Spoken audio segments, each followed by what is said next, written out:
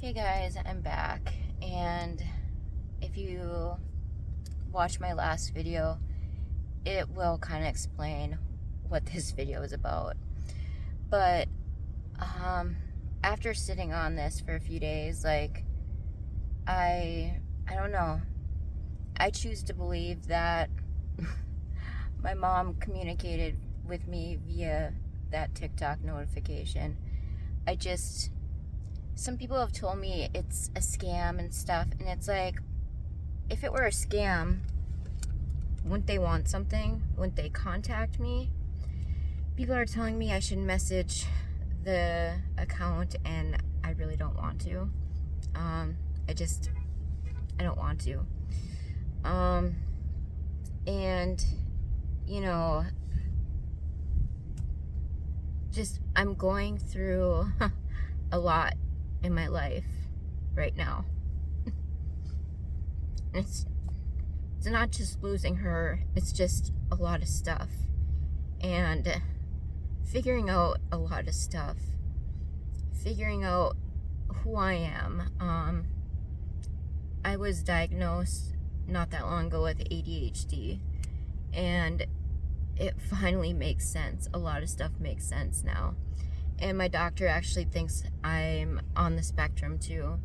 But for me to get an official diagnosis, it would cost thousands that insurance doesn't cover. It's a couple hours away, and it's hours of testing. And I have 2 little boys that I'm a stay-at-home mom to right now, and it's like, I don't have the time or energy to tackle that. Another thing, my mom, she was a medical mystery, if you want to. That's the only way I can describe it.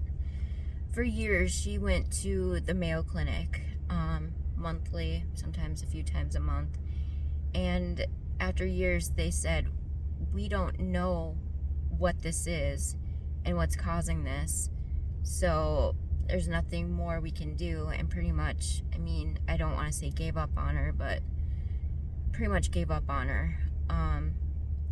She was a case study at the University of Minnesota. She just had a really rare connective tissue autoimmune disease and other autoimmune diseases too. What's scaring me is, for a long time, I've felt shitty, chronic pain, whatever, but I'd always get dismissed because of my age.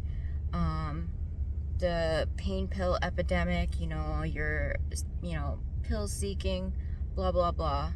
So I just stopped going because it's like, screw it. I'm not gonna make an appointment with a specialist, travel a couple hours just to sit there 15 minutes and then be prescribed a medication that they can see in my file. I do not react well to that. I'm very med sensitive. Medications that are supposed to help, like nerve pain, like gabapentin, tramadol, all that stuff, it makes me a zombie where I don't know who I am. I'm drooling on myself. Like, it's not good. I also can't handle SSRIs, so trying to handle my depression, I've tried pretty much everything out there in the past, 15 years, whatever, and they make it worse. So I'm trying to figure out a way to help my depression, anxiety, all that shit, and my pain. So still trying to go through with the ketamine therapy. The therapist I see, she does energy work, like Reiki. I think EMDR is another thing she does. And I've never really done anything like that. I don't know much about it. I need to check into it. But I really like my therapist, and I feel comfortable telling her stuff that I haven't told anyone. And she told me about 2 weeks ago that I'm clairvoyant, which I don't know what to make of that. I don't know what that really means. It's not like I see dead people, but I'm really intuitive when it comes to a lot of different things, if you want to call it that, I guess. So, what am I really trying to say here? I don't know. If it was a scam, though, wouldn't they want something? Wouldn't they reach out? Wouldn't they, I don't know, something besides just appear? I don't know. I finally got sleep last night. I mean, I can go days without getting much sleep, and it really wears on me. And recently, I'm starting to tackle my physical ailments too. And my doctor just wanted to start with some base tests. She wanted an x-ray of my back because I told her it kills. Found out I have arthritis in my back and sclerosis. I'm not sure if you can have sclerosis in your back and it's not from multiple sclerosis. I should have asked her that, but I blanked it out. So I don't know.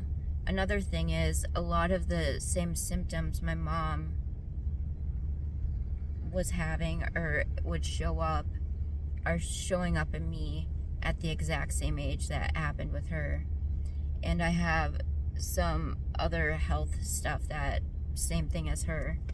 So I'm very much like her in, I don't know, my medical history, my body, and it terrifies me because I've seen the hell she's been through. So for her, I mean, I wouldn't doubt that, you know, that TikTok notification, whatever you want to call it, was just a way of her to, I don't know, provide comfort. Because I don't care how old you are. I don't want to cry. But when shit goes down, you want your mom. And yeah. Another thing is, my husband's experiencing weird things. My mom loved my husband. He was the son she never had. And she did not like anyone I dated. She would flat out tell me, like, Clarissa, she would have him pegged, you know, immediately after, like, meeting him. And I would try to give them the benefit of the doubt, prove her wrong, and sure shit, she was right every time. But she adored my husband. My husband adored her. The thing is, like, if we ever had, like, a disagreement, or I wouldn't even say argument, but just, you know, I'm upset about something, whatever. The thing he really appreciated about my mom was, just because I'm her kid does not mean she sides with me. I mean, if I'm being an asshole, she will tell me I'm being an asshole. And yes, I will get pissed off. But then it makes me really look at what I did and come to the conclusion that, yeah, I was the asshole and I need to apologize. So, I mean, she was extremely fair. So I appreciated that too. And she was like the only person that could call me out on my shit. And of course I would be pissy, but it would make me really think about things. And then, you know, because my mom, she is extremely wise, extremely smart, extremely everything. So not having someone to kind of do that now sucks. Because last weekend, I don't even want to air this shit, but there's a point. I was so exhausted because all week I maybe got a total of like 10 hours of sleep, which not good. But last Sunday was Easter. Saturday night I was having fun hiding eggs, being the Easter Bunny's helper, putting together baskets because we have a 2 and 4-year-old, and I was so excited to see their reactions. Sunday comes and I sleep. Like, usually I'm a horrible sleeper. I've been to sleep specialists. I'm the worst type there is. I'm a light sleeper. It takes me forever to fall asleep. When I do fall asleep, it's short increments, whatever. And last Sunday I actually slept hard for like 8 hours, and I missed Easter. And I was so upset that my husband didn't wake me up, and he told me, you need sleep, you know. And I told him I could have gone back to bed.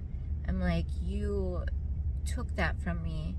It's like, I don't have much these days that I'm looking forward to, but I was so looking forward to their reactions to everything, you know. Just little kids, they're precious and it's innocent, and I was so upset that I left. And I messaged my sister and she's like, you know, come over, whatever. So I do, and my husband said, you know, he's in the kitchen, and we have my mom's kitchen table and chairs. Like, I love the chairs and table. Like, we used to eat supper, my sister and I, every night together, and, you know, just discuss our day. And that's something I want to, you know, bring into my family. Well, one of the chairs, he said, just flew out and like was tipping but didn't fall over. And he's like, for some reason, I think it was your mom probably saying I was an asshole for my part, because, you know, fairly, like, I can see he meant well, but I could have gone back to sleep. I wanted to see my kids, you know, enjoy Easter. And yeah, so he also said that, you know, he's standing in front of the fridge, whatever, and a magnet on the fridge just went flying off. And we never had stuff like that happen until my mom. And, you know, he believes that, you know, it's probably her. So, I mean, I'm open to a lot of things, like, because I don't know everything, you know. And my mom just taught me to be open-minded, because being closed off and closed-minded, you can miss out on a lot of great stuff in life. So I try to keep my mind open, and, you know, just, is it possible? Maybe. I don't know. I don't know how any of that stuff works, but I don't think anyone really does. And that's kind of the beauty of it, that you can maybe get a message from someone you love that's no longer with us. My grandpa, he had a thing with dimes. I find dimes all the time. I could just vacuum an area and there'll be a dime. I find dimes all over, dimes where there shouldn't be. And it's usually a time in my life where I'm needing like confirmation on something, and that's when I'll find dimes. Same with my sister. Her and I, like, we always would see dimes. So, I don't know. And then I joked with my mom. I'm like, Mom, you know, when, you know, you're no longer here, like, joking, like, I never expected that day to come. I'm like, can you leave quarters, silver dollars, $100 bills, because that would be cool. Another thing, it's like, I have a few different things I wanted to talk about. And I lost my train of thought. ADHD. It'll probably come back to me. But, just, I don't know. I've just been in a really shitty headspace, and I'm trying everything. You know, I'm going to therapy. I'm taking medication that I can take. It's just, I had that swab test done too, and it's just, there's something with my body. I don't metabolize SSRIs like, you know, most people, and that sucks. Like, I would love to be able to feel better and not feel so depressed, and I'm afraid I'm ruining my kids. Like, I don't want them to see mom so sad.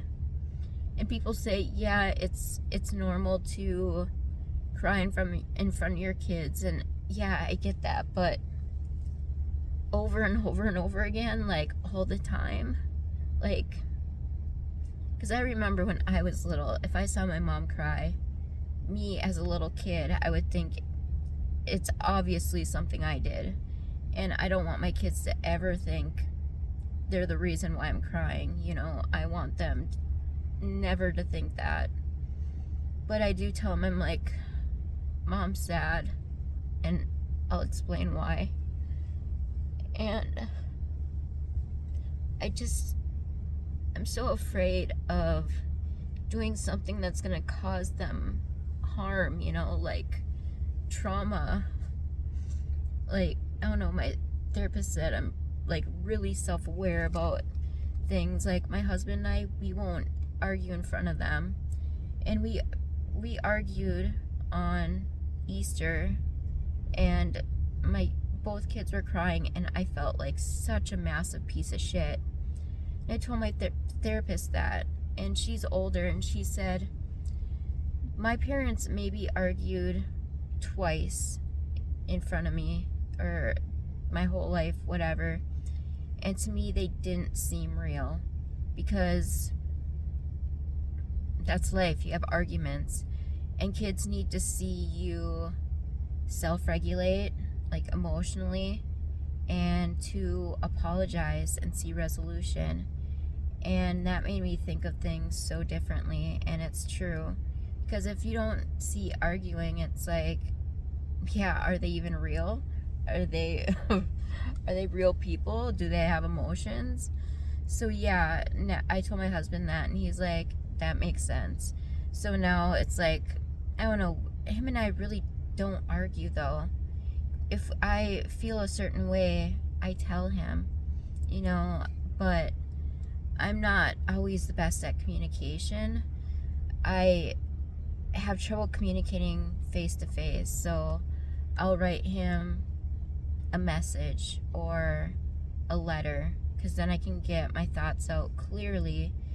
And before, I could verbally annihilate someone.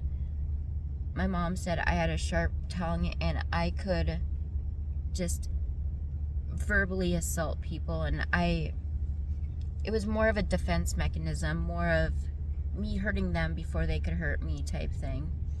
And I've realized that now. I've really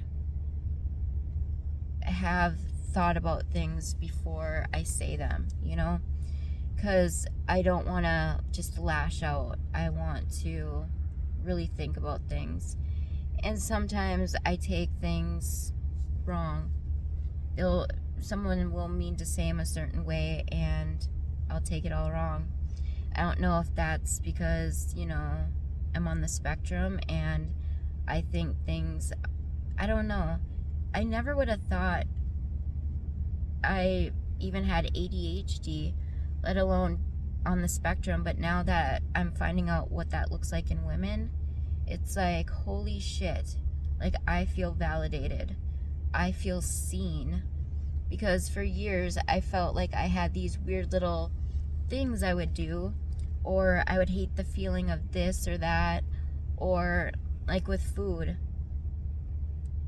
I have been eating tacos, swear to God,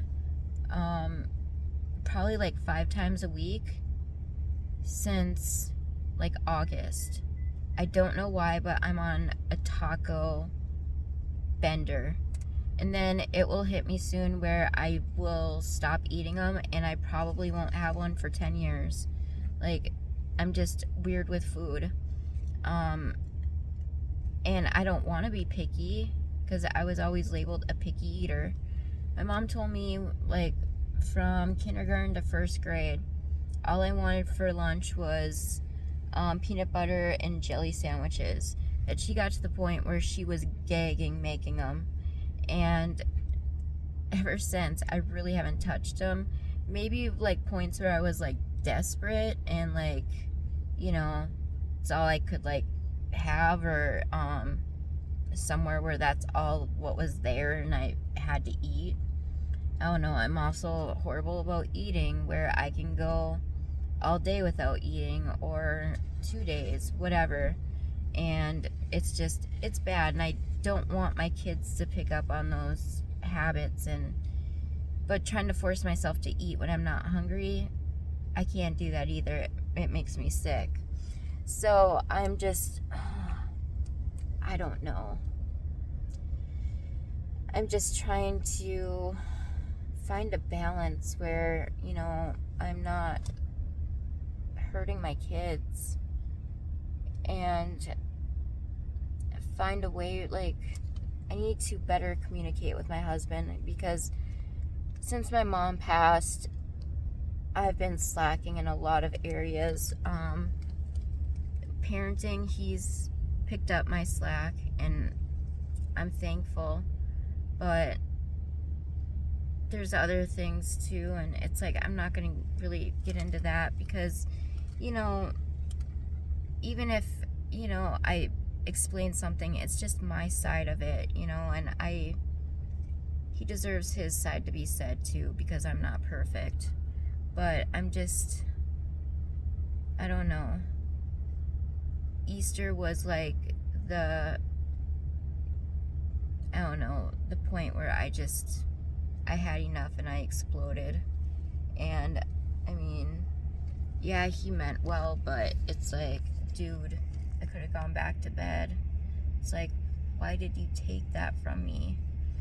You know? Because if you think about it, most of the time, it's the moms who put in the Easter Bunny helper work. And, you know, it's like, they don't go shopping for the perfect toy they think their child is gonna like. They don't hide the eggs. I mean, maybe they do, but for the majority of it, it's the moms, you know, and it really upset me. And I don't know. It's like, when I woke up, I had a notification from my pharmacy saying my medication was filled and ready, which I was supposed to get Thursday, but usually I have an appointment with my doctor, and I didn't, so I ran out yesterday, because like after Thursday, it's like, you know, trying to make my medication last, and it's like, you know, is my appointment next week? Like, I am gonna be so screwed, like pain-wise, and I don't know.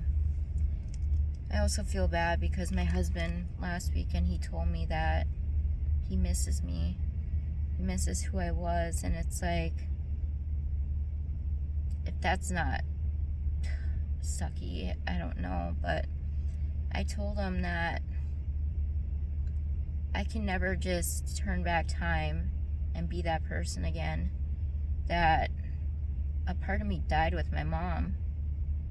And what sucks too is my mom, she was sick, yes, but her death was unexpected.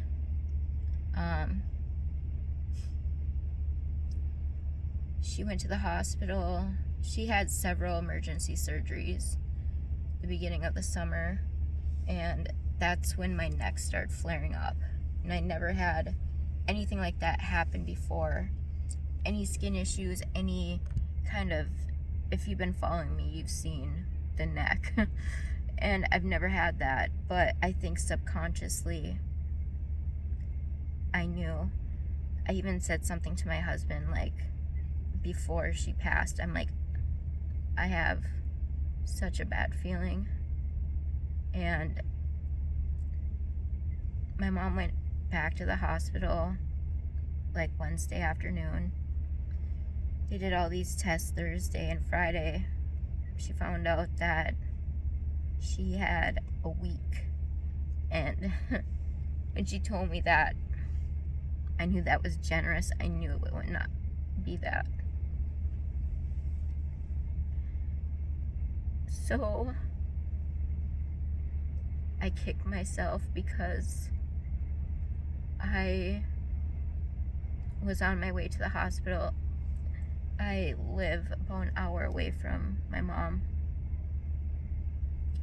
And I was on my way to the hospital. I was speeding, and my sister had me on speaker. And I'm like, Mom, I'm coming. And the last thing she ever said was, I love you, Clarissa. And then she lost consciousness and never regained that. And the whole weekend, my sister and I were there, you know. I don't know why, but I brought my makeup bag.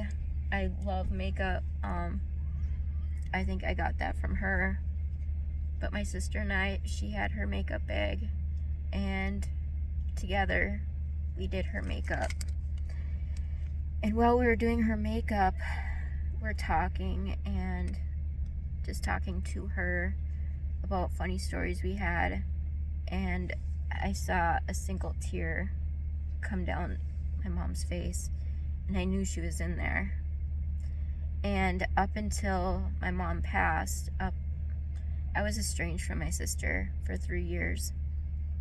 I cut her out of my life. I did not want to talk to her. I didn't want anything to do with her. And before she passed, my sister and I reconciled. And now we are closer than ever, which is crazy. We have the same birthday. I'm 7 years older, which is weird, but whatever. And she actually was diagnosed as being on the spectrum. And through her, I'm learning a lot more about myself and why I think the way I think, or what I do, or whatever. It all makes sense now. It makes perfect sense. And I love having that with her, where I can be like, okay, so-and-so said this, and like, I feel this way about it. Am I like overreacting, or is it like a backhanded like dig at me, or whatever, like just shit I'd say to my mom. And I see her multiple times a week. I talk to her damn near every day. I've helped her through some pretty horrible shit since my mom passed. And I know my mom would be so fucking proud. And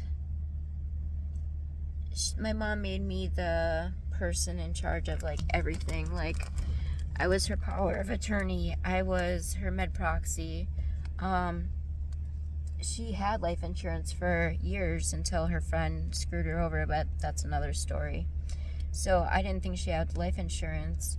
I did some digging because I'm on her account, whatever, for banking.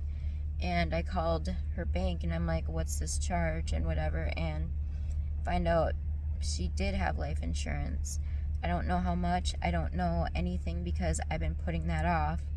Because my ADHD paralysis, when I get overwhelmed or any kind of way, I just shut down and I cannot do shit like that. Paperwork. But anyway, I'm the person in charge because I think she knew that if she were to pass, no matter what, I would be fair with everything. You know, that even if I wasn't talking to my sister, I would still make sure she got what my mom wanted her to. You know, I wouldn't have taken all the money or whatever. And she left money to my niece and nephew. That's a whole nother story. But what I'm gonna do, because their dad is not, he's not following the court order of anything. So what I plan to do is, when I get the money, whatever, do savings bonds, because I am not their guardian. I can't open an account for them, and I don't want their dad knowing if, you know, they have an account. So I'm thinking about savings bonds and then putting them in a bank deposit box and waiting till they're older, because they're 11 and 12, to tell them about it. And then they can do whatever they want with that. But it's just, I don't want their dad to know and to be able to touch it.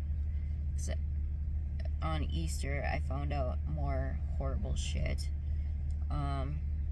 My niece, for her birthday, I mailed her a ton of stuff. Like, just like, she's 12, just kid, like, tween friendly, like face wash, pimple patches. I asked her dad if she can have makeup. He said yes. And he's living with his girlfriend's older daughter that is not his. They have a weird dynamic. But my niece told me that she stole everything I gave her, all the makeup, which some of it is limited edition,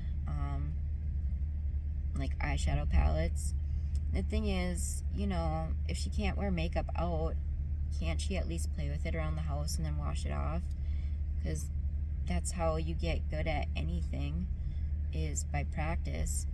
Because that older daughter, she is a snot. I remember dropping the kids off there, and she's the only one home. She called my nephew the F word, which is a derogatory slur.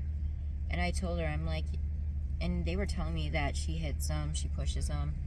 And I told her, if you continue to lay hands on these kids, we're gonna have a problem. Like, meaning I'm gonna call the right resources, whatever. And I'm like, you do not ever call him that, or anyone for that matter. I'm like, who the hell taught you that's okay, you know? But anyway, it pisses me off that she's using the stuff that's intended for my niece. Like, it really pisses me off. But I feel like I have to kiss his ass in order to even talk to the kids, because I'm at his mercy. I'm just the aunt, you know? And it sucks because I'm used to seeing them every day too, and just a lot of changes and stuff that just suck, you know? So this video is long, I'm sorry, but felt like I should touch on my other video. And for all the sweet comments, thank you. Thank you for validating what I feel and not making me feel crazy, because to even put that on the internet, I felt like I was gonna get dragged. I was gonna be told, like, you know, you're crazy, you're a liar, whatever. And it just confirmed how I interpreted it. So thank you to the people that watched and commented. Like, some of them, like the comments I read, it's like I would be crying and then laughing, and you know, it made me feel so much better. So thank you. And yeah, I mean, so far, yeah, I don't know, I might do a video tonight where I'm organizing my makeup, because I need to organize it even more, because I got that vanity last week, and I just have makeup everywhere, and I need some sort of system to organize it. But then my mind is, if I don't see it, I don't use it. So it's like, it has to be like somewhat visual so I can not abandon certain products. If you know, you know, but it's like, oh, it sucks, like, because I was finding so much like treasure just going through everything. Like, I haven't seen this in forever, and I forgot about this, and I need to start using this again. And it's like, wow, Clarissa, like, so I might do a video of that, because I don't know, some people like that. I don't know, but anyway, thank you for not making me feel crazy. Thank you for listening, if you even made it this far. I so appreciate it. So I hope everyone's having a good weekend, a good day, night, morning, wherever you are. And thank you. I appreciate it. So